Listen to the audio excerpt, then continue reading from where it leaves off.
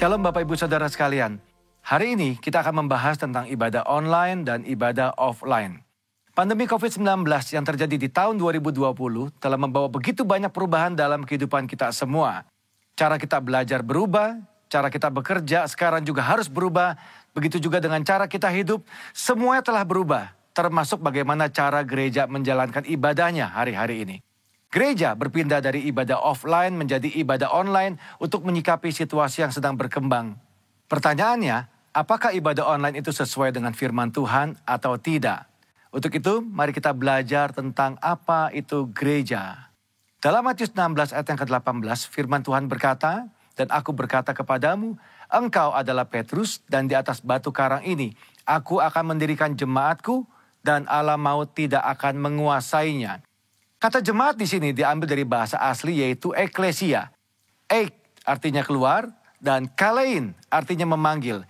Eklesia, Tuhan memanggil umatnya dari dalam dunia untuk masuk ke dalam kerajaan Allah. Dari pengertian ini kita bisa mendapati pemahaman bahwa gereja itu bukan bicara soal gedung, tempat, organisasi, dan lain sebagainya.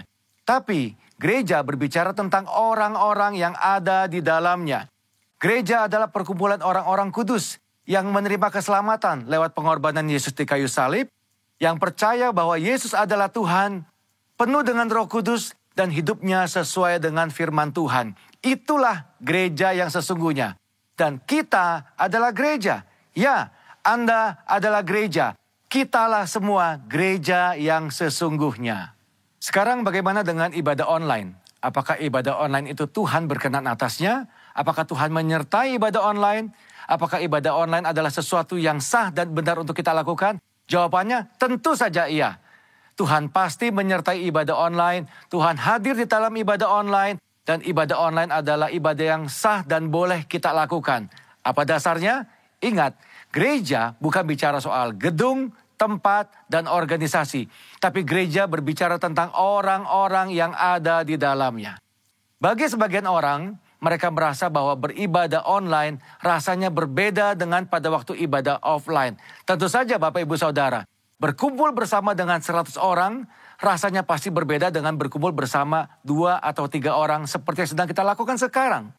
Tapi ingat, jangan pakai perasaan. Datang kepada Tuhan, pakai iman, jangan pakai perasaan. Yohanes 4 ayat 23-24 firman Tuhan berkata seperti ini. Tetapi saatnya akan datang dan sudah tiba sekarang, bahwa penyembah-penyembah benar akan menyembah Bapa dalam roh dan kebenaran, sebab Bapa menghendaki penyembah-penyembah demikian. Allah itu roh, dan barang siapa menyembah Dia harus menyembahnya dalam roh dan kebenaran. Dikatakan bahwa kita itu menyembah Tuhan yang adalah roh. Roh itu tidak bisa dibatasi oleh ruang dan waktu. Artinya, ibadah kita juga seharusnya tidak dibatasi oleh ruang dan waktu. Kenapa? Karena Tuhan bisa datang kapanpun, dimanapun, dan dengan cara apapun. Tuhan adalah pribadi yang tidak bisa dibatasi oleh ruang, waktu, dan tempat. Begitu juga seharusnya dengan ibadah-ibadah kita. Apakah masih ingat peristiwa pencurahan Roh Kudus di zaman para rasul? Mereka tidak punya gedung yang bagus, mereka tidak berkumpul di tempat yang mewah, mereka tidak punya peralatan sound system seperti yang kita miliki sekarang. Tetapi lihat apa yang terjadi pada waktu mereka berkumpul bersama-sama sebagai sebuah gereja, unity di sana. Tuhan mencurahkan rohnya atas mereka semua. Yang paling penting adalah esensinya, bukan caranya. Ibadah secara online adalah cara untuk kita melakukan sesuatu dalam menyikapi situasi yang ada hari-hari ini. Tetapi yang tidak boleh berubah adalah esensi daripada ibadah itu sendiri. Apa esensi dari sebuah ibadah? Tuhanlah yang menjadi pusat dari semua yang kita lakukan pada waktu ibadah itu berlangsung. Cara bisa berubah, cara hari ini bisa berbeda dengan cara tahun yang akan datang. Tetapi esensi dalam sebuah ibadah tidak pernah boleh berubah. Selain daripada itu, apakah kita sadar bahwa lewat ibadah online, firman Tuhan itu tersebar lebih jauh dan lebih luas daripada yang pernah kita bayangkan sebelumnya. Dengan kata lain, ibadah secara online ini mempercepat penyebaran Injil, seperti yang diperintahkan dalam amanat agung. Sekarang kita akan membahas bagian terakhir. Apakah setelah pandemi ini berakhir, kita tidak perlu lagi datang ke gereja atau mengikuti ibadah offline seperti sebelumnya? Tentu saja tidak, Bapak Ibu Saudara sekalian. Ada 3 alasan kenapa kita tetap harus datang ke gereja, berkumpul bersama-sama seperti yang kita lakukan di masa sebelumnya. Alasan yang pertama, 1, adalah atmosfer atau suasana ibadah. Yang kedua, tentang impartasi dan pengurapan kuasa Roh Kudus yang biasa dilakukan lewat penumpangan tangan. Ini sulit untuk dilakukan pada waktu ibadah secara online. Yang ketiga yang tidak kalah penting adalah tentang persekutuan bersama-sama. Ingat, gereja adalah perkumpulan orang-orang percaya. Disebut kumpulan karena memang jumlahnya lebih dari 1. Dan di dalam perkumpulan ini ada rasa saling di dalamnya. Saling sayang, saling mengasihi, saling menegur, saling membangun, saling menyapa, saling mendoakan, saling menguatkan. Nah, hal-hal seperti ini tentu sulit untuk dilakukan di dalam ibadah secara online. Pada dasarnya kita adalah makhluk sosial. Tuhan menciptakan kita tidak untuk sendirian. Kita perlu untuk bertemu, berinteraksi satu sama lain kepada saudara-saudara seiman kita. Apakah Bapak Ibu Saudara tidak kangen untuk kembali beribadah bersama-sama dengan teman-teman kita sebelumnya? Kembali saling sapa, saling tegur, bertemu dengan gembala kita sendiri. Ayo jangan tinggalkan ibadahmu hari-hari ini. Tuhan Yesus tetap dekat dengan kita. Tuhan menyertai kita semua. Shalom. Shalom my family, apa kabar Anda hari ini? Saya percaya kita semua walaupun kita masih di rumah saja, kita beribadah online, tapi kita semua bisa merasakan hadirat Tuhan meskipun kita ada di rumah kita masing-masing, amin. Mari hari ini sebelum memulai ibadah, saya ajak kita semua untuk tundukkan kepala, kita berdoa bersama-sama. Terima kasih Tuhan, kami bersyukur Engkau Allah yang baik buat setiap kami. Terima kasih kalau kami sudah melewati 6 bulan di tahun 2020 Tuhan. Terima kasih untuk penyertaan-Mu. Terima kasih untuk kasih setia-Mu buat setiap kami Tuhan. Biarlah dalam ibadah kami di hari Minggu ini kami boleh datang ke dalam hadirat-Mu dengan membawa hati penuh ucapan syukur Tuhan. Kami boleh menyanyikan nyanyian-nyanyian baru. Kami boleh terus membawa ucapan syukur kami Tuhan. Dan dengan hati yang penuh ucapan syukur ini kami percaya Tuhan, setiap kami yang hari ini sedang mengalami kelemahan tubuh kami akan disembuhkan di dalam nama Tuhan Yesus. Setiap kami yang terikat kami akan dilepaskan di dalam nama Tuhan Yesus. Hadirat-Mu yang memulihkan, melepaskan setiap kami. Terima kasih Bapa, terima kasih Tuhan Yesus. Kau urapi, Kau berkati setiap kami Tuhan hari ini yang beribadah online di rumah kami masing-masing. Terima kasih Bapa, terima kasih Tuhan Yesus. Beracaralah dalam ibadah ini dari awal, pertengahan hingga akhir. Mari sama-sama jemaat Tuhan yang merasakan hadirat Tuhan hari ini sama-sama katakan amin, amin. Mari angkat tangan kita, mari sama-sama kita sembah Tuhan hari ini. Hinanama syakatakaya ralabaya shananana. Kami sembah Engkau Raja di atas segala raja. Terima kasih Tuhan, terima kasih. Terima kasih kami mengucap syukur Tuhan untuk tuntunan-Mu buat setiap kami. Setengah tahun Tuhan kami boleh melewati bersama-sama dengan Engkau Tuhan. Kami bersyukur Tuhan. Kami bersyukur sebab Engkau selalu ada buat kami. Sebab penyertaan-Mu nyata. Terima kasih Tuhan. Terima kasih Yesus. Kami bersyukur Tuhan. Sebab Engkau selalu ada di setiap musim dalam hidup kami. Terima kasih. Terima kasih Tuhan. Oh, kami bersyukur. Come on my family, sama-sama angkat pujian-Mu, angkat syukur-Mu. Kami ucapkan syukur bagi-Mu Tuhan. Kami terus nyanyikan nyanyian baru bagi-Mu. Yesus Tuhan, Allah Bapa, kami cintakan Yesus. Iralabaya syaralalabaya syaralalabaya.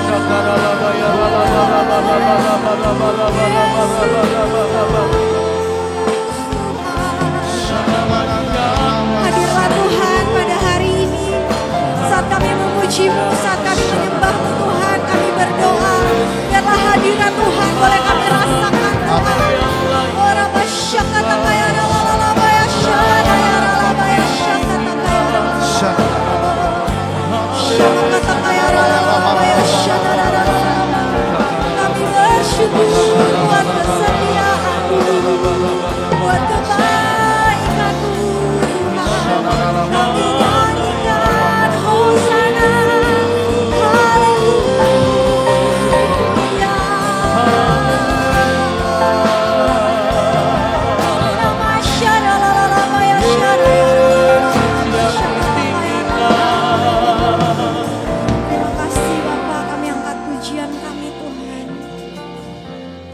Pujilah aku Tuhan, cobalah aku Tuhan, selidiki batinku dan hatiku,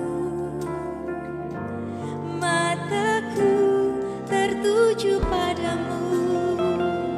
Kami cinta padamu Yesus, aku cinta padamu Tuhan, aku rindu hadirat-Mu Tuhan, aku ingin selalu dekat padamu, menikmati kehadiran-Mu. Mari umat Tuhan, mari sama-sama angkat pujian ini, katakan pujilah aku Tuhan. Pujilah aku Tuhan, cobalah aku Tuhan, selidiki batinku dan hatiku, biar mata kami selalu tertuju padamu Tuhan. Terima kasih Yesus, aku cinta padamu. Aku cinta padamu Tuhan, aku rindu hadirat-Mu Tuhan. Lawat setiap kami Tuhan dengan hadirat Tuhan. Biarlah hadirat Tuhan saat ini boleh kami rasakan, hadirat Tuhan yang memulihkan setiap kami, menikmati kehadiran-Mu. Mari sama-sama angkat kedua tanganmu, nyanyikan. Ku nyanyi Hosana bagi Rajaku yang duduk di tahta.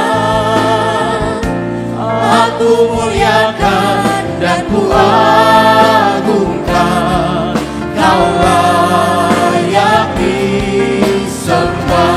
Nyanyikan Hosana, ku nyanyi Hosana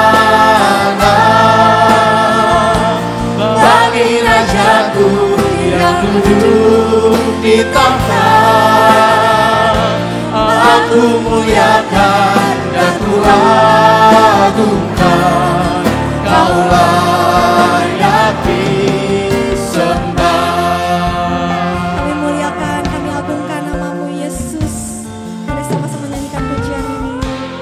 Pujilah aku Tuhan, cobalah aku Tuhan, selidiki batinku dan hatiku,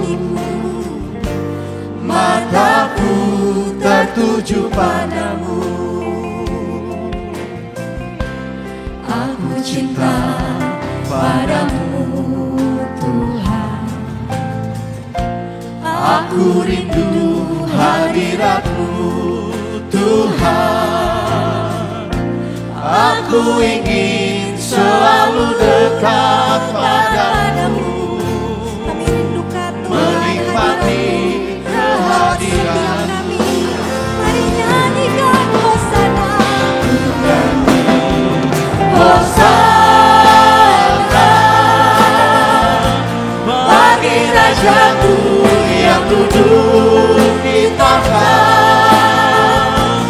Aku muliakan dan ku agungkan, Kau layak disembah. Nyanyikan Hosana, Hosana bagi Rajaku yang duduk di tahta.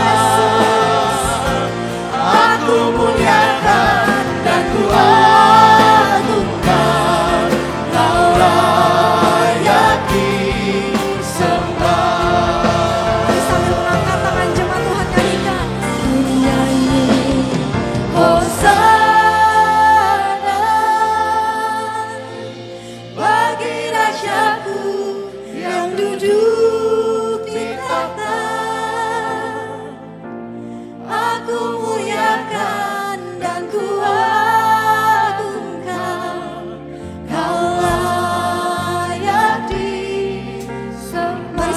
agungkan namanya, sebab Yesus layak disembah. Hosana bagi Rajaku yang duduk di tahta. Aku muliakan dan ku agungkan, Kau layak disembah. Mari agungkan Dia. Ku nyanyi Hosana bagi Rajaku yang duduk di tahta. Aku muliakan dan ku agungkan, Kau layak disembah, layak disembah, Kau layak disembah. Sebab besar namamu Tuhan dan layak disembah.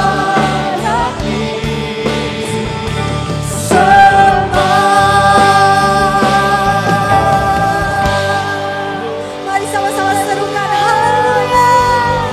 Hosana bagimu Tuhan, Hosana bagimu Yesus, Hosana bagimu Tuhan. Biarlah seumur hidup kami terus meninggikan namamu Raja di atas segala raja yang layak.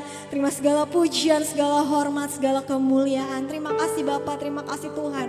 Kami mau terus menyanyikan pujian bagi namamu. Hanya di dalam nama Tuhan Yesus Kristus kami berdoa. Haleluya. Mari sama-sama katakan amin, amin. Mari sama-sama kita menyanyikan Hosana bagi Raja di atas segala raja, amin.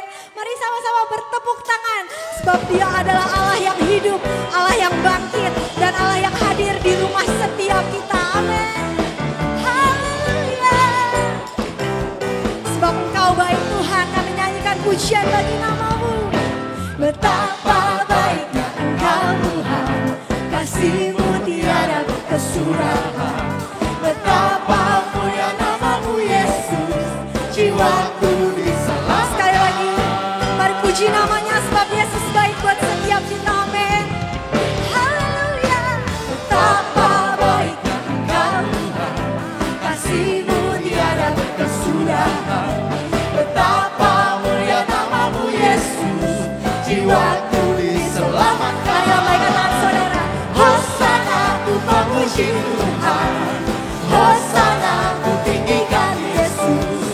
Hosana, Hosana, Hosana. Serukan Hosana, Hosana, ku memuji Tuhan. Mari terus puji Tuhan, sembah Dia. Hosana, Hosana, Hosana. Yesus bertahta atas setiap pujian kita, amin. Mari sama-sama angkat pujian ini. Mari agungkan kebaikan Tuhan buat hidup setiap kita. Haleluya. Sing. Betapa baiknya Engkau Tuhan, kasih-Mu tiada berkesudahan. Sebab tidak berkesudahan kasih-Mu Tuhan buat setiap kami. Kami nyanyikan Hosana. Hosana, ku memuji Tuhan. Hosana, ku tinggikan Yesus. Hosana, Hosana, Hosana. Sekali lagi Hosana, Hosana. Kami lulukan namamu Raja di atas segala raja. Tinggikan Yesus. Hosana, Hosana, Hosana. Sambil bertepuk tangan nyanyikan. Hosana, ku memuji Tuhan. Hosana, ku tinggikan Yesus. Hosana, Haleluya. Hosana, Kami serukan Hosana. Hosana. Mari melompat bagi Tuhan. Hosana, ku memuji Tuhan. Kami puji nama Yesus. Tinggikan Yesus. Hosana, Hosana, Hosana. Hosana. Serukan Hosana.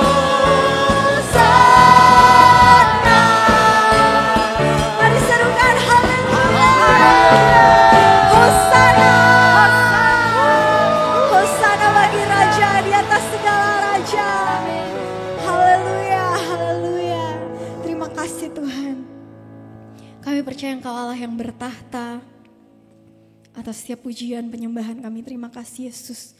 Terima kasih Bapa. Terima kasih untuk penyertaan-Mu Tuhan. Sekali lagi buat setiap kami. Sebab Engkau adalah gembala yang baik Tuhan. Kami percaya Engkau selalu menuntun kami Tuhan.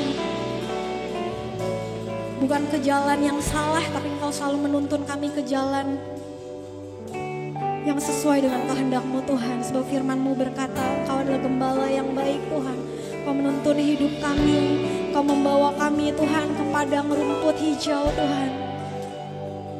Terima kasih Bapa, kami bersyukur Engkau Allah, Engkau gembala yang baik buat setiap kami. Kami nyanyikan pujian bagi-Mu Yesus.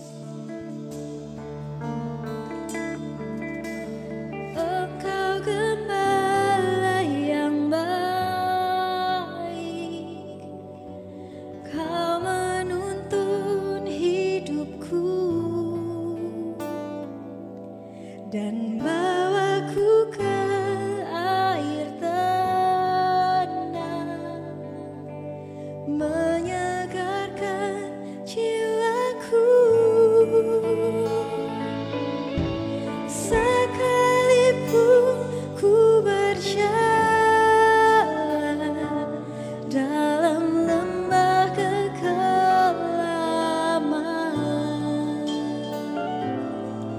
tak akan gentar ku melangkah,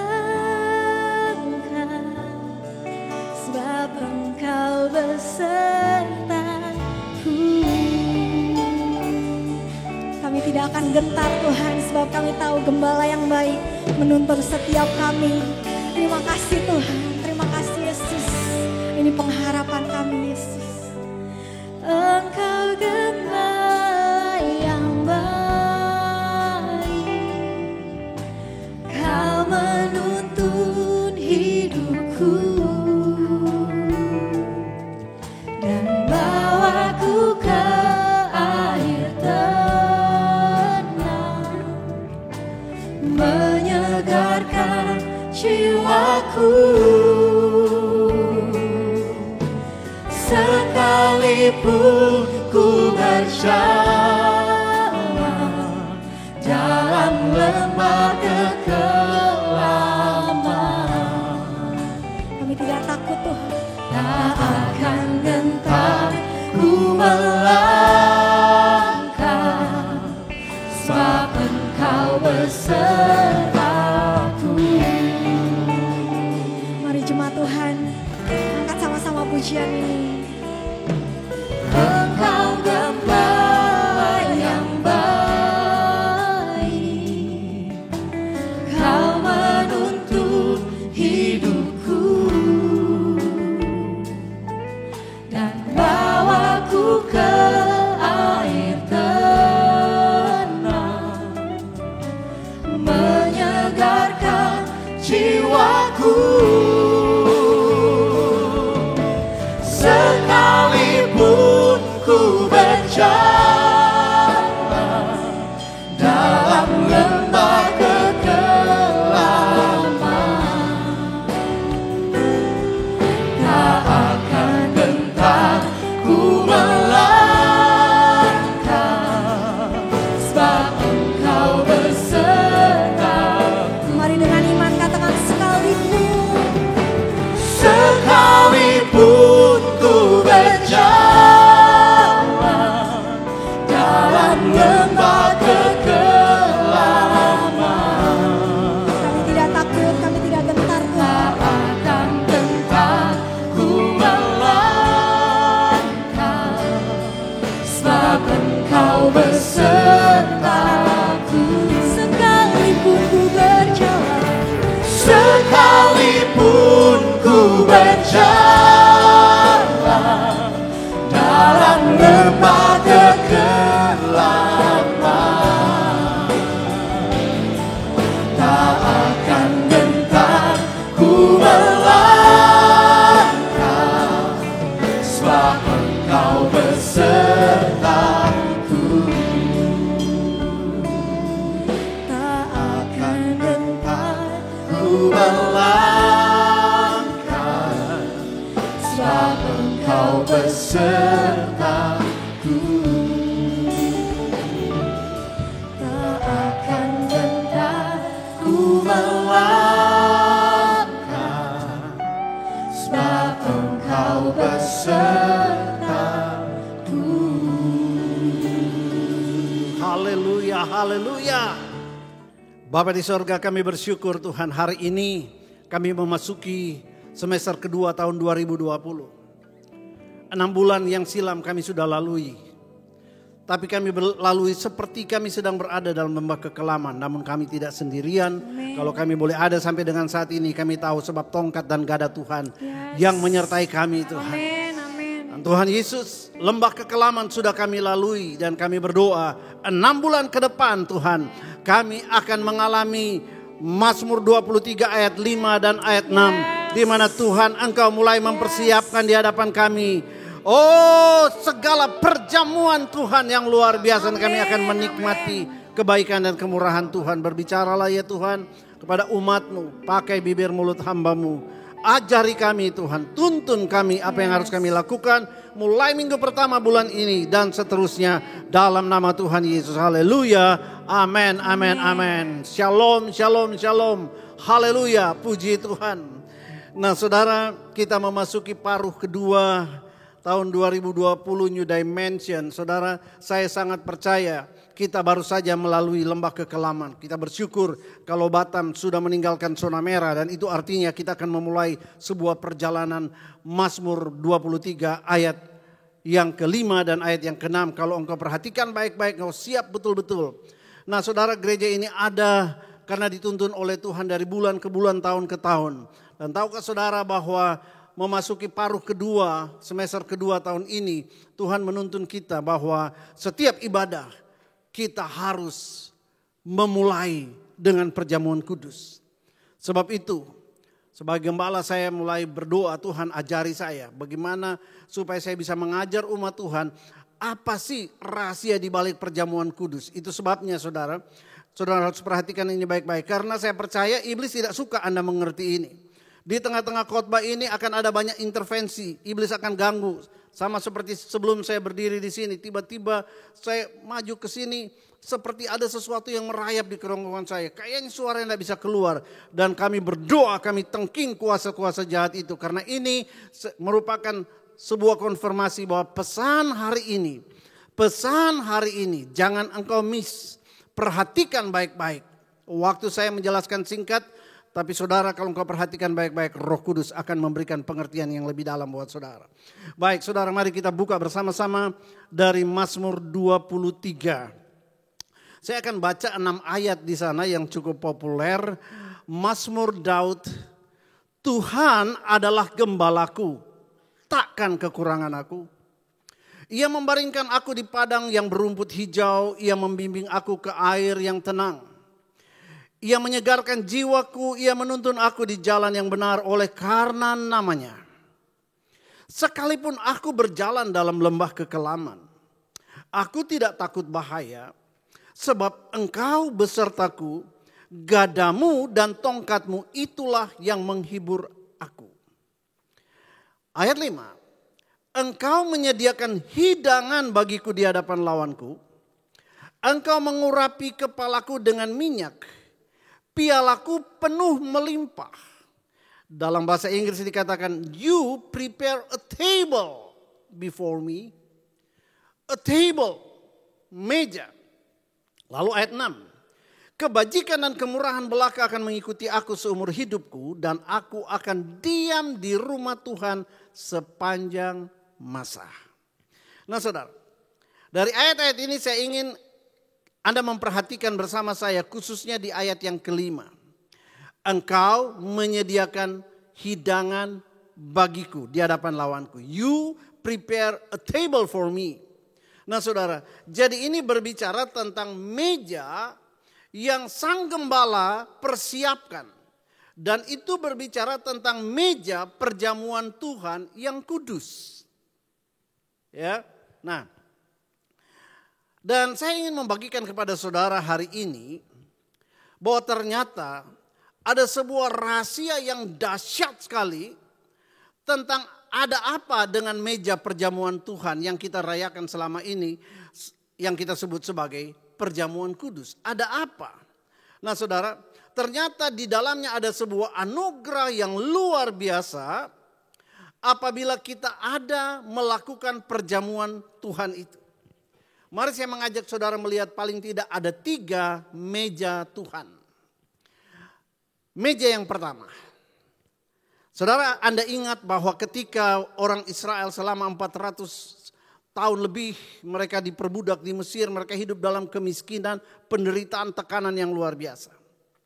Saudara, pada waktu hari terakhir sebelum mereka dikeluarkan dari tanah Mesir, saudara, Tuhan bilang begini, pada waktu tulah ke-10 akan terjadi. Tuhan bilang begini, sekarang kamu ambillah seekor domba dan persiapkan perjamuan makan. Lalu kemudian dia memberitahu bahwa perjamuan ini bukan perjamuan makan biasa. Ini perjamuan di mana Tuhan sendiri akan hadir di dalamnya. Ini merupakan perjamuan sebagai pintu masuk kamu akan mengalami pembebasan dari segala penderitaanmu selama ini. Lalu Tuhan kasih tahu sebab itu kamu cara makannya harus begini, begini, begini. Semua dijelaskan. Nah saudara, dan kemudian dia berkata bahwa perjamuan ini akan menjadi Paskah bagi Tuhan. Akan menjadi Paskah. Paskah diambil dari kata Passover, artinya melewati. Nah saudara, ini akan menjadi perjamuan Paskah bagi Tuhan yang akan membawa pembebasan bagi umatnya. Pembebasan bagi setiap keluarga. Pembebasan bagi setiap belenggu perbudakan, entah itu perbudakan dosa dan sebagainya. Pembebasan dari sakit penyakit, pembebasan dari kemiskinan, pembebasan dari ketertekanan.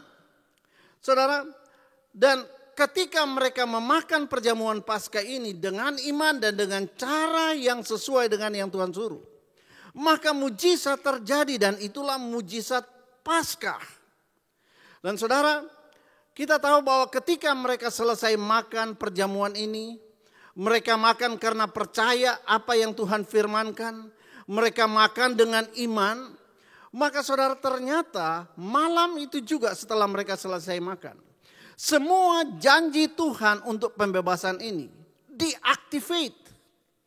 Artinya apa? Perjamuan itu kalau kita lakukan dengan iman, maka itu akan mengaktifasi segala sesuatu yang Allah rancangkan bagi hidup kita.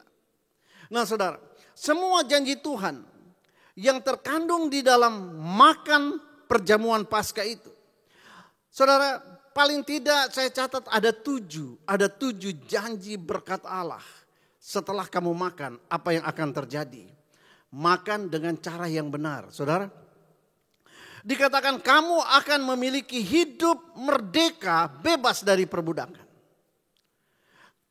Dan dia katakan, aku akan mengutus malaikatku berjalan di depanmu untuk melindungi engkau. Aku akan menjadi penyembuhmu. Akulah yang akan mendatangkan kemakmuran bagi kamu. Sampai kamu masuk ke tanah yang berlimpah susu dan madu. Hidupmu akan berbuah lebat. Di tengah perjalanan Tuhan bilang bersatu jalan musuhmu mendatangi engkau. Tetapi 7 jalan mereka akan lari dari hadapanmu. Kenapa? Sebab ketika mereka makan perjamuan Paskah itu sesuai dengan ketetapan Tuhan. Maka semua janji ini teraktivasi dan artinya hidup mereka sekarang berada di bawah naungan tangan Tuhan yang Maha Kuasa. Nah, dalam perjamuan Paskah yang pertama di tanah Mesir itu, Alkitab mengatakan bahwa setelah mereka makan, tidak ada lagi orang yang lemah, tidak ada lagi orang yang sakit. Semua mereka berangkat malam itu juga dengan penuh semangat. Yang tua, yang muda, anak-anak, enggak ada yang sakit, enggak ada yang ditandu. Saudara, dan kemudian juga setelah mereka makan perjamuan Paskah malam itu, Alkitab berkata, terjadilah perpindahan kekayaan dari orang Mesir kepada umat Tuhan. Dalam sekejap mata Tuhan mengubah kemelaratan mereka menjadi kemakmuran. Anda baca itu dalam Keluaran pasal 12. Luar biasa. Nah saudara, dengan demikian saya percaya makanan itu menjadi makanan yang menyembuhkan, makanan yang menguatkan. Apalagi pada waktu itu suasana di seantero negeri Mesir amat sangat menegangkan. Kenapa? Karena tulah terjadi setiap hari. Kematian terjadi setiap hari. Mirip-mirip dengan apa yang sedang kita hadapi hari-hari ini. Saudara yang kasih Tuhan, sebab itu saya percaya bersiaplah. Kita sekarang dituntun Tuhan untuk mulai mengerti tentang makna perjamuan kudus. Kalau kita melakukan sesuai dengan ketetapan Tuhan, kita akan mengalami hal yang sama. Haleluya, mari lihat meja yang kedua. Sekarang meja yang kedua menjelaskan kepada kita apa saja sih yang disediakan Tuhan di dalam meja perjamuan Tuhan atau meja Tuhan itu. Saudara, dari keseluruhan Mazmur pasal 23 yang kita baca. Kalau kita lihat di sana, seluruh pasal ini berpusat pada Tuhan yang jadi gembalanya. Nah, mengingatkan kita bahwa sebagai domba-domba gembalaannya, kalau hidup kita dekat dengan sang gembala, enggak jauh-jauh. Kita tidak seperti domba yang hilang. Kita selalu mau dekat dengan sang gembala. Maka saudara perhatikan, Daud berkata begini, selama domba itu ada dekat dengan sang gembala, maka domba akan dikelilingi oleh rumput yang hijau dan air yang tenang. Ayat 1 dan ayat 3 berkata demikian. Jangan pergi cari rumput hijau di luar sana. Jangan cari rumput hijau di luar Yesus. Sebab Yesuslah sendiri yang akan memelihara hidupmu. Di luar sana mungkin ada rumput hijau, tetapi di sana tidak ada Yesus, yang ada adalah maut.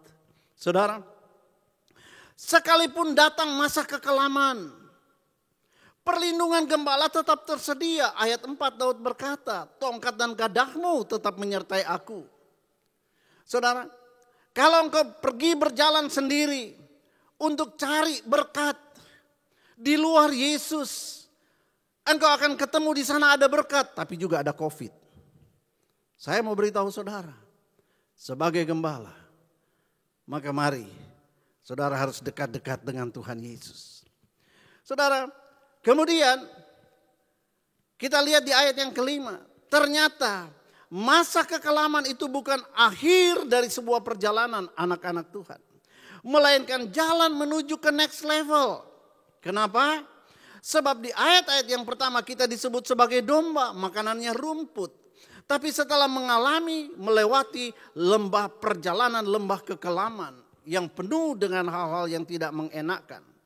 Tiba pada ayat 5, itu bukan lagi domba. Tapi di sana sudah jadi anak-anak Tuhan. Kenapa? Disediakan hidangan di meja. Domba enggak makan di meja. Anda tidak akan bisa sampai di meja Tuhan. Anda hanya akan tetap tinggal di rumput yang hijau. Kalau engkau tidak bertumbuh, kalau engkau tidak berani melewati hidup ini, lembah kekelaman ini bersama-sama dengan Tuhan. Next level ada di depan saudara. Kita bersyukur untuk pandemik ini. Kita melaluinya bersama-sama. Dan saya percaya saudara, kita akan segera masuk di ayat yang kelima. Haleluya. Dan yang lebih luar biasa lagi, ternyata meja Tuhan itu menjadi persiapan menuju kepada kehidupan yang kekal bersama Tuhan. Ayat 6 berkata demikian, sampai aku diam di rumah Tuhan sepanjang masa. Nah saudara, sekarang mari kita fokus di ayat yang kelima. Ketika Daud berkata, gembalaku itu bukan cuma menyertai di lembah kekelaman. Ternyata di seberang lembah kekelaman itu, dia sudah menyediakan hidangan bagiku di hadapan lawanku. Saya percaya bahwa ayat ini mengingatkan kita, COVID belum berlalu. Tetapi janji Tuhan next level, janji Tuhan naik dan bukan turun. Saudara, Tuhan akan menyediakan di tengah-tengah pandemik ini. Kalau engkau sungguh-sungguh mengerti apa yang Tuhan mau sampaikan hari ini dan melakukannya, maka saya percaya kita akan melihat itu terjadi. Nah saudara, di ayat 5 ini Daud menjelaskan tentang kualitas hidangan itu. Kualitas makanan yang dihidangkan di meja Tuhan itu ternyata mengandung pengurapan otoritas dan obat sukacita. Saudara, kenapa saya katakan obat sukacita? Alkitab berkata hati yang gembira adalah obat. Dan Alkitab berkata begini, ia mengurapi kepalaku dengan minyak. Itu pengurapan, bicara tentang kuasa. Ada urapan kesembuhan lewat perjamuan kudus. Ada urapan pemulihan sukacita yang akan menjadi obat buat kita semua. Sebab dikatakan pialaku penuh melimpah. Tentu saja melimpah dengan anggur sukacita. Saudara, kemudian dikatakan di hadapan lawanku ada satu pengurapan keberanian dan kekuatan untuk kita tetap cuek dengan segala situasi karena Tuhan yang memperdulikan kita. Saudara yang kasih Tuhan, dan sekali lagi kualitas hidangan yang tersedia di meja Tuhan itu akan merupakan sebuah kehidupan yang Tuhan sediakan buat kita untuk memasuki dimensi baru, yaitu dimensi untuk kehidupan di seberang lembah kekelaman. Nah, mari perhatikan sekarang minuman dan makanan. Minuman itu dikatakan pialaku penuh melimpah. Dan ini berbicara tentu saja anggur, dan anggur itu bicara tentang sukacita. Nah saudara, dan yang tidak kalah hebatnya begini. Ternyata sang gembala agung itu, dia hadir duduk makan bersama-sama. Buktinya apa? Kehadirannya di situ itu membawa kebajikan dan kemurahan. Kebajikan dan kemurahan bagi setiap orang yang duduk makan di meja Tuhan itu. Nah saudara, kalau saya baca dari terjemahan The Passion Translation, ayat 6 itu bilang begini. So, why would I fear the future? Jadi untuk apa aku takut terhadap masa depanku? For your goodness and love pursue me all the days of my life.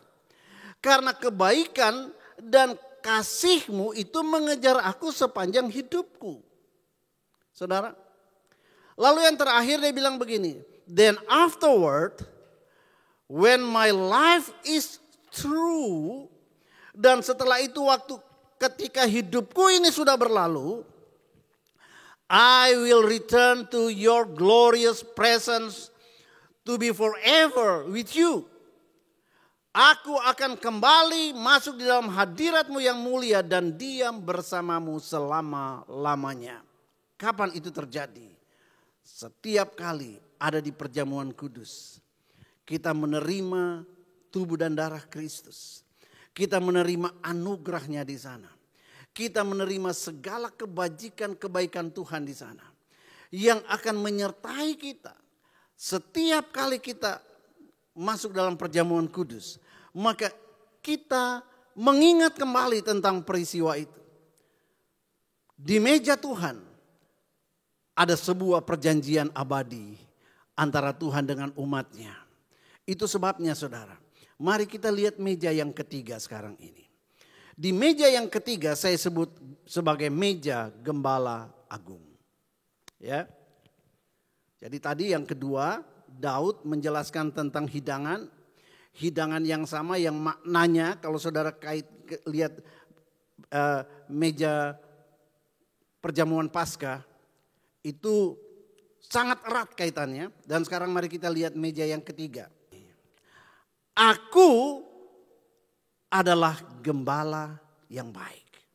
Saudara, Tuhan mengingatkan kita tentang seorang gembala yang baik yang suka mempersiapkan hidangan yang menyertai ketika jalan dalam kekelaman yang ditulis oleh Mazmur pasal 23. Sekarang Tuhan bilang, aku adalah gembala itu. Nah, jadi Yesus memperkenalkan dirinya sebagai gembala agung itu. Dan gembala yang dikenal oleh Daud tidak berbeda dengan Yesus yang memperkenalkan diri sebagai akulah yang dimaksud itu. Gembala agung itu ternyata juga tertarik kepada perjamuan-perjamuan itu. Dan dia senang sekali untuk hadir dalam perjamuan. Kehadiran Tuhan Yesus dalam perjamuan itu akan membuat perjamuan itu kudus, mulia, dan berotoritas. Nah saudara, ingat pada waktu Paskah terakhir sebelum Tuhan Yesus disalibkan. Dia sengaja mengadakan perjamuan terakhir bersama-sama dengan murid-muridnya. Nah saudara, dan perjamuan itu menjadi sangat penting sebab disitulah kalau kita perhatikan Tuhan Yesus menyampaikan pesan penting tentang perjamuan ini untuk kita gerejanya sepanjang masa sampai akhir zaman. Mari. Saya mau ajak saudara untuk membaca Lukas pasal 22 ayat 7 dan 8 terlebih dahulu. Dikatakan begini. Maka tibalah hari raya roti tidak beragi, yaitu hari di mana orang harus menyembelih domba Paskah. Lalu Yesus menyuruh Petrus dan Yohanes katanya, pergilah, persiapkanlah perjamuan Paskah bagi kita supaya kita makan. Kita makan. Yesus mau makan bersama-sama dalam perjamuan Paskah itu.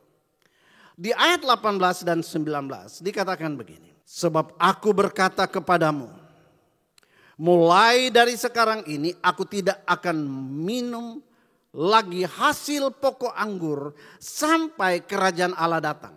Sampai second coming. Lalu ia mengambil roti, perhatikan. Mengucap syukur, memecah-mecahkan, memberikan kepada mereka katanya. Inilah tubuhku yang diserahkan bagi kamu. Perbuatlah ini menjadi peringatan akan aku. Saudara, ini isinya perintah untuk kita tidak melupakan tentang perjamuan itu. Bukan hanya tidak melupakan, tapi arti dari perjamuan itu kita harus ingat. Lalu demikianlah juga dibuatnya dengan cawan sesudah makan. Ia berkata, cawan ini adalah perjanjian baru oleh darahku yang ditumpahkan bagi kamu. Di sini di ayat ini Tuhan menghubungkan perjamuan Paskah perjanjian lama, di mana ada anak domba yang disembelih, dagingnya dimakan, darahnya dicurahkan. Saudara, Yesus kemudian menghubungkan antara Paskah perjanjian lama di Mesir dengan Paskah perjanjian baru. Oke? Nah, artinya segala sesuatu yang terkait dengan perjamuan meja Tuhan itu, segala kuasa, janji-janji Tuhan, sama seperti yang ditulis dalam Mazmur pasal 23 juga. Itu juga berlaku kalau kita melakukan perjamuan perjanjian baru seperti yang hari ini kita akan lakukan. Saudara, apalagi setelah perjamuan terakhir itu, Yesus sendiri menggenapi yang namanya penebusan dan pembebasan lewat darah anak domba Paskah pada waktu yang lalu, dengan menyerahkan nyawanya sendiri, mencurahkan darahnya, mati di atas kayu salib dan menjadi domba Paskah yang sesungguhnya. Itu sebabnya dikatakan kamu di perjanjian lama makan daging domba Paskah, sekarang di perjanjian baru darahku sendiri. 1 Korintus 5 ayat 7 bagian B berkata, sebab anak domba Paskah kita juga telah disembelih, yaitu Kristus. Jadi Yesus kemudian sudah menjadi anak domba Paskah itu sendiri. Nah saudara, itu sebabnya mari kita lihat sekarang betapa perjamuan kudus di era perjanjian baru itu jauh lebih bermakna.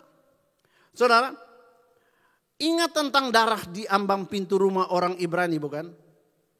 Pada waktu mereka akan keluar, disuruh sembelih, lalu ambil darahnya, lalu dioleskan di ambang pintu rumah orang-orang Ibrani. Saudara, ada dua hal kita perhatikan di sini. Yang pertama, disuruh mengoleskan darah itu di ambang pintu rumah. Ambang atas, samping kiri kanan. Saudara, kenapa tidak dibilang juga di ambang bawah pintu rumah? Kenapa cuma di atas? Saudara, saya percaya ini menunjukkan bahwa darah itu sangat mulia. Tidak boleh kita langkahi. Itu hanya dioleskan di bagian atas. Dengan kata lain, kita harus menghormati darah itu.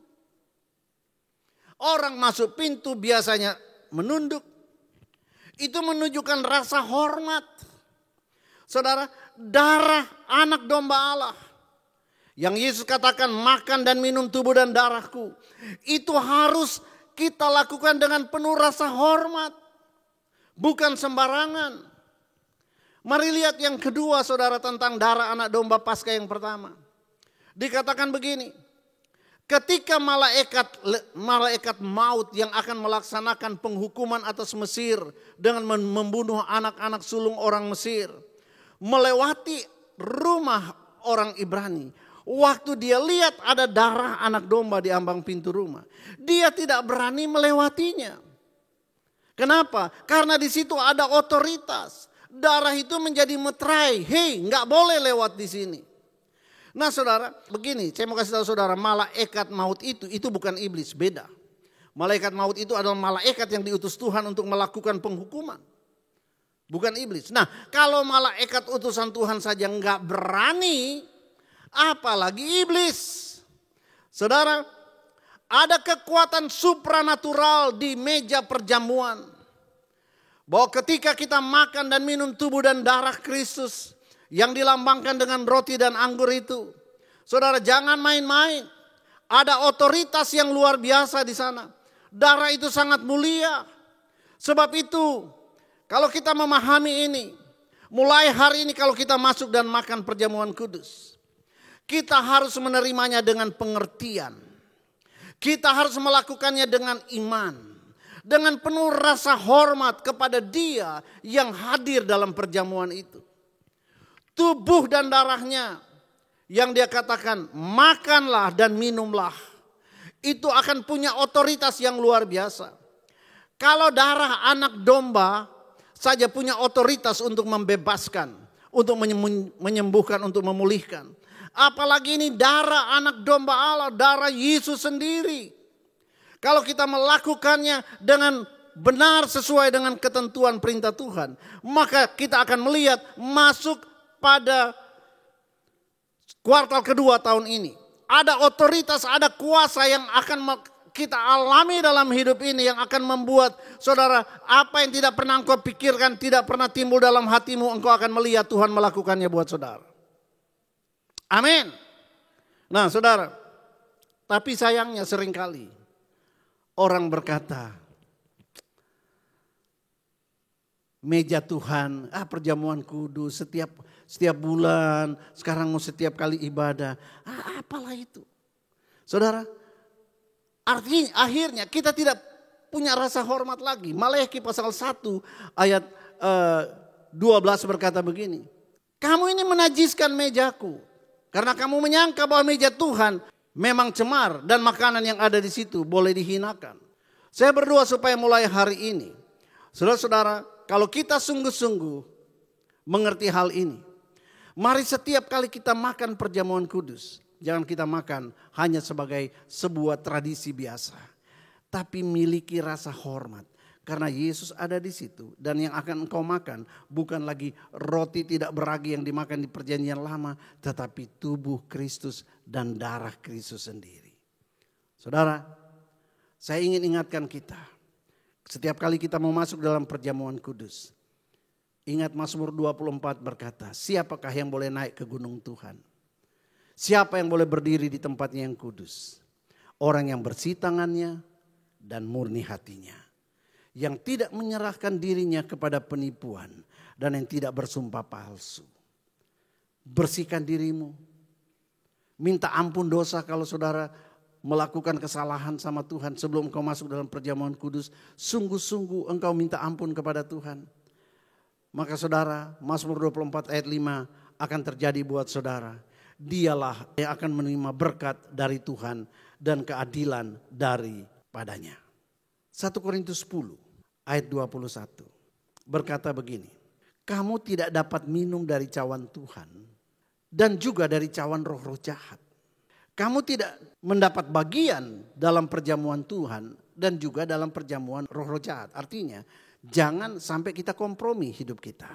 Ayat 22. Atau maukah dia membangkitkan cemburu Tuhan? Kita membangkitkan cemburu Tuhan. Apakah kita lebih kuat daripada dia? Segala sesuatu diperbolehkan, benar. Tetapi bukan segala sesuatu berguna. Segala sesuatu diperbolehkan, benar. Tapi bukan segala sesuatu membangun.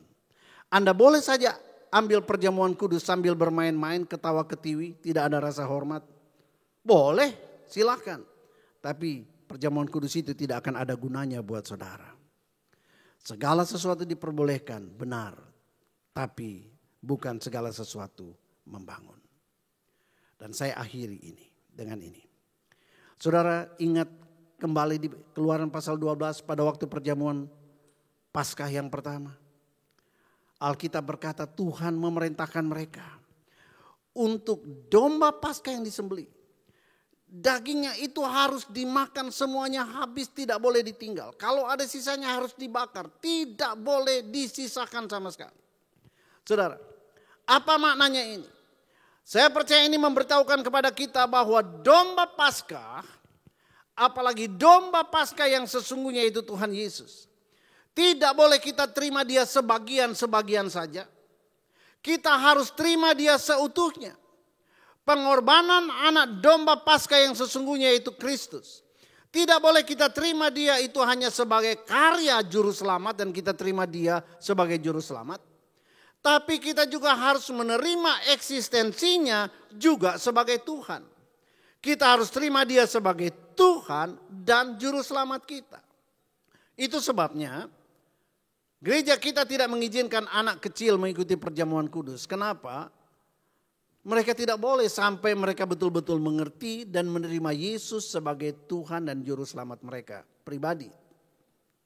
Nah saudara, banyak orang mau diselamatkan, mau diluputkan dari masalah, tapi belum tentu mereka mau mengizinkan Yesus memerintah dalam hidup kita sebagai Tuhan dan Raja. Tidak mau melakukan perintah dan ketetapannya, tapi mau menerima anugerah keselamatan daripadanya. Saudara, Anda harus mengerti ada perbedaan antara juru selamat dan Tuhan. Juru selamat itu artinya kita bisa punya asuransi keselamatan. Kalau mati pasti masuk surga. Itu saja. Tetapi dia bukan Tuhan. Kita tidak mau. Kita mau tanda tangan polis asuransinya supaya selamat. Tapi kita tidak mau jadikan dia Tuhan. Kita tidak memberikan dia hak apapun untuk mengatur hidup ini. Kita mau melakukan apa saja yang kita inginkan, bukan apa yang dia inginkan. Itu namanya kita belum mentuhankan dia. Tapi dengarkan ini baik-baik. Kalau engkau ingin sukses di hari-hari ke depan ini, sekalipun pandemik COVID belum berakhir. Jikalau engkau mau hidupmu penuh dengan sukacita, diluputkan dari segala yang buruk, engkau harus ambil keputusan untuk menerima Yesus seutuhnya. Bukan hanya sebagai pembuat mujizat, bukan hanya sebagai penolong dan juru selamat, tapi ambil keputusan Tuhan hari ini untuk memasuki 6 bulan ke depan. Mari jadilah juru selamat dan Tuhan dalam hidupku. Terima dia seutuhnya. Terima firman-Nya seutuhnya. Lakukan ketetapan-ketetapannya. Maka janji-janji Tuhan di tahun dimensi baru ini, engkau akan lihat, akan mulai terjadi, akan mulai bertunas harapan-harapan baru dalam hidup saudara. Dengar baik, Roh Kudus sudah memberikan saya sebuah keyakinan yang luar biasa. Bahwa di 6 bulan ke depan ini Tuhan akan mulai bekerja. Dan itu sebabnya saya mau katakan buat saudara, tidak ada pilihan selainkan engkau menjadikan dia juru selamat dan Tuhan dalam hidupmu, dalam rumah tanggamu, dalam bisnismu, dalam karirmu. Maka engkau akan naik dan tidak akan turun. Engkau akan jadi kepala dan bukan ekor. Haleluya. Mari siapkan hati kita, kita akan masuk dalam perjamuan kudus.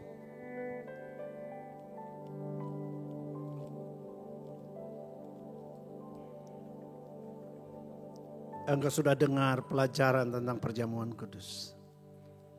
Jangan hampiri meja Tuhan dengan sembarangan. Kalau engkau berbuat salah, engkau masih menyimpan dosa. Orang tidak tahu tetapi Tuhan tahu. Hari ini anugerah berlaku buat engkau. Amin. Minta ampun dan akui itu. Katakan, Tuhan, aku mau jadikan Engkau Tuhan dan Juru Selamat. Buatlah keputusan, Tuhan, hari ini aku minta ampun akan dosa, kepura-puraan yang aku sembunyi-sembunyikan. Oh Tuhan, ampuni aku tidak mau dicampakkan. Aku mau mengalami janji Tuhan. Hanya Engkau pribadi dengan Tuhan katakan itu. Dengan hati yang murni dekati tahta kasih karunia Tuhan. Minta ampun sama Tuhan. Minta ampun.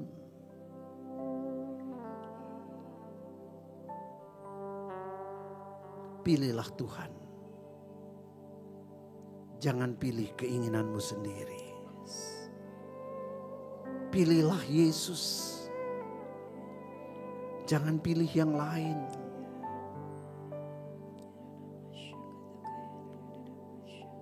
Yes, Lord.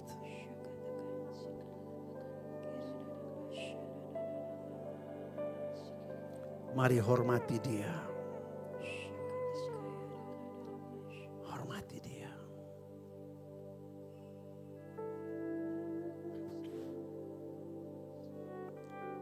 Di tangan saudara ada daging dan darah anak domba Allah.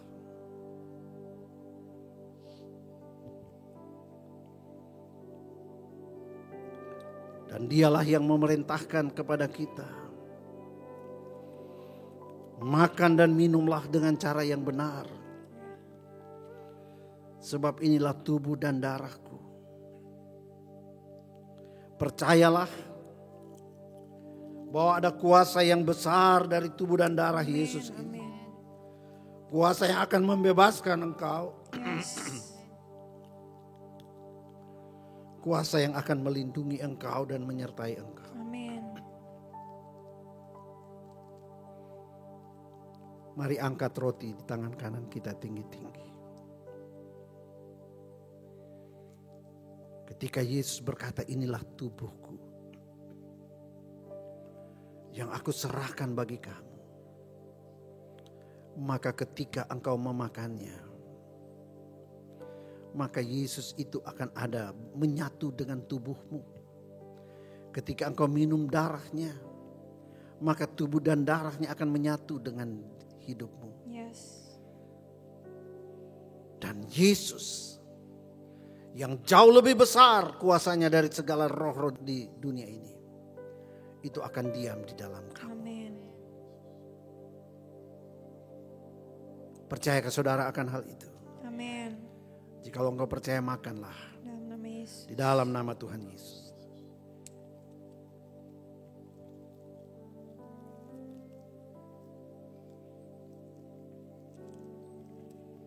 Mari angkat cawan. Yesus berkata, inilah perjanjian baru. Dia mau memperbaharui janjinya kepadamu. Dan biarlah engkau juga memperbarui janjimu kepadanya. Bahwa engkau akan hidup benar.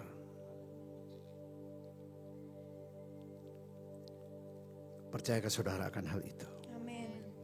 Kalau engkau percaya, minumlah dengan iman kepada Tuhan. Dalam nama Dalam Yesus. nama Yesus.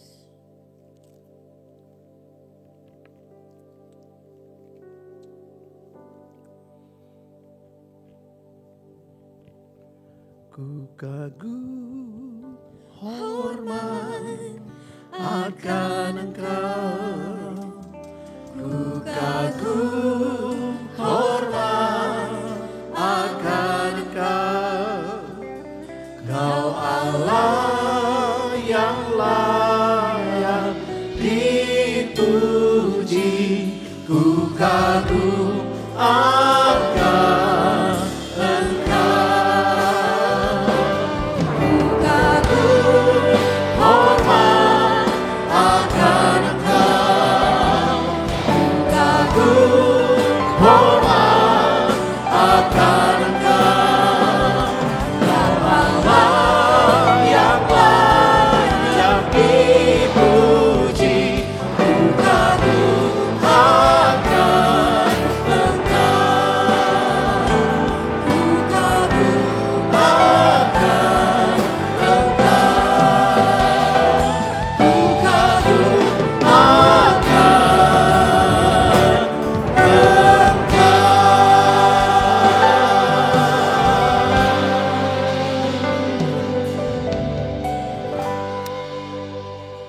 Haleluya, haleluya. Saudara, mulai minggu depan perjamuan kudus kita akan lakukan di awal. Jadi setelah doa pembukaan ibadah, kita akan langsung masuk kepada perjamuan kudus. Dan ini akan terus sampai ibadah offline kita berlangsung di gereja. Kita juga akan melakukan perjamuan kudus di awal. Dan kalau kita sudah mengerti ini, maka saya percaya sepanjang ibadah itu kita akan merasakan Tuhan hadir di tengah-tengah kita. Kita akan memberikan persembahan secara online. Anda dapat memberikan persembahan Anda melalui QR Code atau nomor rekening yang tertera di layar kaca Anda. Atau Anda juga bisa memberikan persembahan Anda di kotak-kotak persembahan yang terletak di depan ruang ibadah utama. Sebelum kita memberikan persembahan, mari kita ucapkan deklarasi persembahan bersama-sama. 1, 2, 3. Oleh darah Yesus, aku sudah ditebus dari maut kepada hidup. Hidupku dan hartaku bukan milikku lagi, tetapi milik penebusku. Hari ini aku akan memuliakan Tuhan dengan hartaku yang terbaik. Dan aku percaya sesuai firman-Nya, Amsal 3 ayat 9-10, lumbung-lumbungku akan diisi penuh melimpah dalam nama Tuhan Yesus. Amin. Selamat memberikan persembahan, Tuhan Yesus memberkati. Shalom keluargaku. Salam sehat. Tetap semangat. Haleluya. Puji Tuhan. Hari ini saya dengan semua gembala-gembala cabang ingin menyapa Anda semuanya dengan salam kangen, salam rindu yang luar biasa. Nah, hari ini mungkin Anda bertanya-tanya, ada apa kok kita semuanya kumpul? Kalau saudara-saudara ingat, di minggu-minggu yang lalu saya sempat katakan bahwa kita ini seluruh Rayon 10 sudah siap untuk kita mulai ibadah offline di gereja sampai ke cabang-cabang. Dan Anda perlu tahu bahwa kita benar-benar secara protokol kesehatan kita sudah siap untuk memulai. Nah, tetapi saya juga katakan bahwa menunggu hasil akhir pertemuan kami tingkat gembala-gembala rayon dengan pemimpin-pemimpin Jakarta termasuk gembala pembina kita untuk kita memutuskan, karena kita ini keluarga besar, jadi kita sudah komitmen sama-sama sebagai keluarga besar jalan-jalan bareng-bareng. Nah, gereja kita itu berkembang dengan satu prinsip ketaatan. Dan itu sebabnya kita semuanya sudah sepakat kita akan taat apapun keputusan rapat tadi jam 10 pagi. Dan kami ingin sampaikan kepada keluarga kami yang kami kasihi bahwa hasil rapat tadi diputuskanlah bersama-sama. Melihat kondisi Indonesia tentang COVID itu, ternyata hari-hari ini penambahannya itu makin signifikan. Sekarang 1.000 sampai 1.600 itu terus naik. Dan kemudian di beberapa kota juga yang tadinya sudah kuning, kemudian tiba-tiba jadi merah lagi. Seperti Bandung dan Batam juga. Ternyata Batam kita tahu sudah sempat kuning, sekarang merah lagi. Jadi memang kondisinya ini belum menentu. Itu sebabnya diputuskan tadi secara nasional bahwa sekalipun kita semua sudah siap, kita tunda dulu. Dan kami berdoa, semuanya berdoa sungguh-sungguh, Tuhan apa maunya Tuhan. Dan akhirnya keputusan hari ini kita sabar. Kita tunda dulu, kita masih dengan ibadah online. Sampai kita melihat bahwa keadaan ini sudah semakin kondusif. Yang memang kita perlu perhatikan baik-baik bahwa jangan sampai ketika kita mulai ibadah kemudian gereja kita diisukan menjadi salah satu sumber penularan. Tentu saja kita tidak inginkan, sekalipun kita sudah menyediakan prasarana yang cukup lengkap. Nah, itu sebabnya kami percaya, kami semua gembala-gembala percaya, dan kami sendiri merasakan apa yang Anda rasakan. Anda sudah rindu untuk ke rumah Tuhan, kami juga sudah rindu untuk beribadah bersama-sama dengan saudara. Percayalah itu. Kerinduan kami luar biasa. Tetapi inilah keputusan kita bersama-sama, dan untuk kepentingan bangsa ini kita juga harus taat kepada pemerintah ya. Sekalipun pemerintah memang sudah kasih lampu hijau, tetapi kita yang harus berhikmat, kita tanya Tuhan. Itu sebabnya kami ingin menyampaikan kepada seluruh keluarga besar GBI Rayon 10 bahwa untuk ibadah yang tadinya rencana kita akan mulai minggu depan, untuk sementara masih harus kita bersabar, kita tunda dulu. Nah, khususnya untuk hari Sabtu dan hari Minggu ini, kemarin memang kita buat simulasi untuk registrasi. Dan ternyata ada yang mungkin tidak mendengar secara lengkap. Kami mohon maaf, tadi hari Sabtu ini jam 4 udah banyak yang datang. Jam 6 ada lagi datang. Saya nggak tahu di hari Minggu ini banyak yang datang atau enggak. Mungkin karena tidak mengikuti dengan cermat. Kami mohon maaf dan kami melihat kerinduan saudara luar biasa. Percayalah, Tuhan juga tahu kerinduan saudara. Tapi kita taat kalau Tuhan bilang tunggu dulu, kita tunggu dulu. Berbahagialah orang yang mentaati apa yang Tuhan mau, bukan mentaati apa yang kita mau. Saya percaya, kami semua percaya, kerjasama dan pengertian jemaat semuanya itu untuk bersama-sama dengan kami melakukan keputusan ini.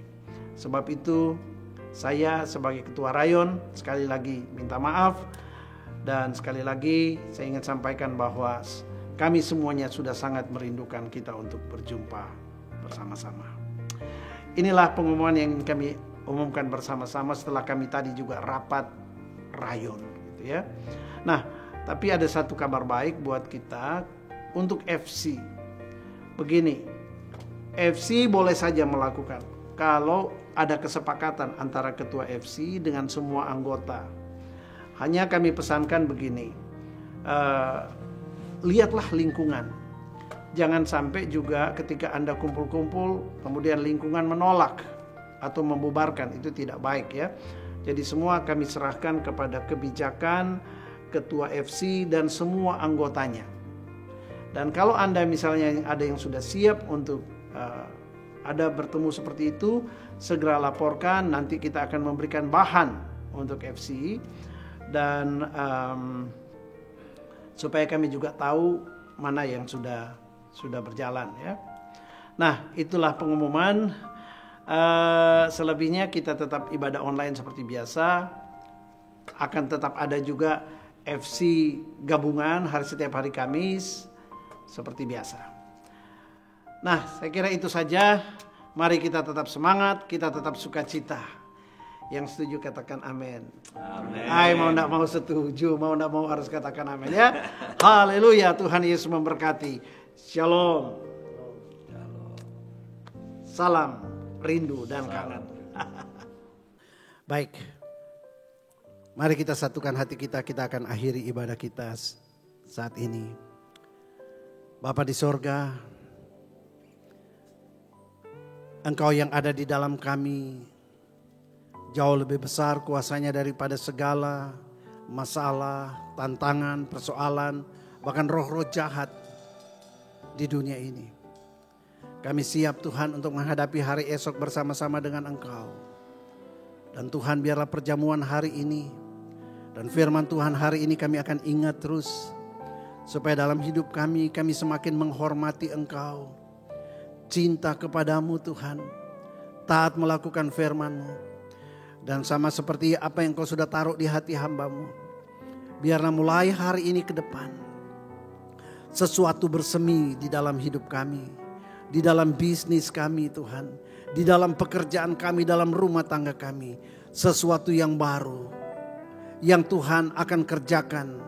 Bagi setiap anak-anak Tuhan yang sungguh-sungguh mendengar dan melakukan ketetapan-ketetapan-Mu.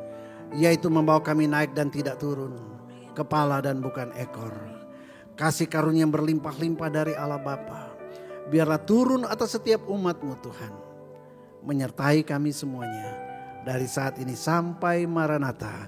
Tuhan Yesus datang kembali kedua kali. Bahkan sampai selama-lamanya. Saudara yang percaya sambut berkat Tuhan. Sama-sama katakan. Amin. Amin.